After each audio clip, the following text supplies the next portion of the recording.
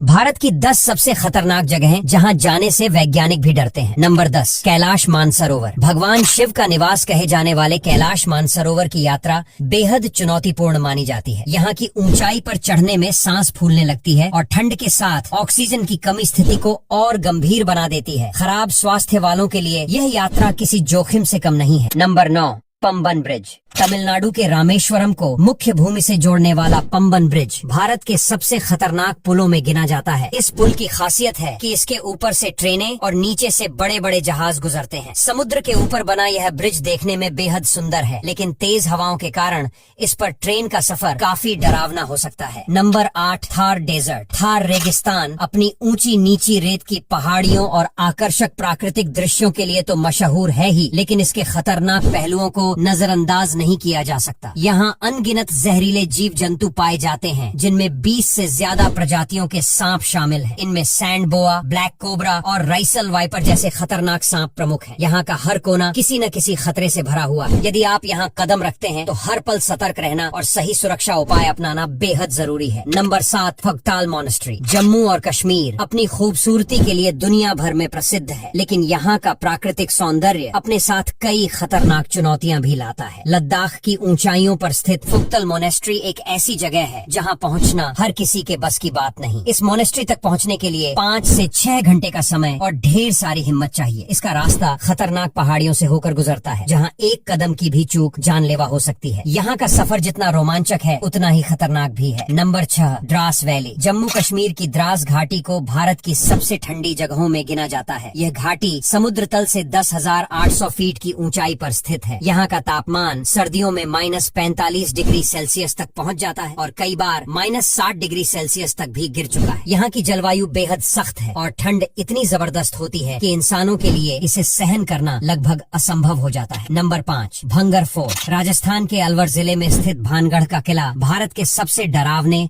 और रहस्यमय स्थानों में गिना जाता है। इस किले को लेकर कई भूतिया कहानियां प्रचलित हैं। स्थानीय लोग बताते हैं कि सूरज ढलने के बाद यहाँ अजीबोगरीब घटनाएं होती हैं। ऐसा कहा जाता है कि इस किले में रूहानी ताकतों का वास है। कई बार लोगों ने यहाँ चीखने और अजीब आवाजें सुनने की घटनाओं का जिक्र किया है। सूर्यास्त के बाद यहाँ किसी का भी जाना सख्त मना है। नंबर 4, सिजू केव। मेघालय की सिजू गुफा, जिसे बैट केव भी कहा जाता है, अपने अद्भुत स्टेलेग्मिट्स और स्टेलेक्टाइट्स के लिए जानी जाती है। 4 किलोमीटर से ज्यादा लंबी यह गुफा देखने में जितनी आकर्षक है, अंदर जाने में उतनी ही खतरनाक। इस गुफा में पानी भरा होता है और कई बार पानी की गहराई अचानक बढ़ जाती है। इसके अलावा गुफा के अंदर हवा की कमी के कारण सांस लेने में भी मुश्किल होती है। यह जगह केवल उन्हीं लोगों के लिए है जो खतरों से खेलने का साहस रखते हैं। नंबर 3, डुमास बीच। गुजरात का डुमस बीच अपनी काली रेत और रहस्यमय घटनाओं के लिए प्रसिद्ध है। यहाँ का काला रंग हिंदुओं के अंतिम संस्कार के बाद बची राख के रेत में मिलने का परिणाम है। यह तट दिन में तो पर्यटकों से भरा रहता है, लेकिन रात होते ही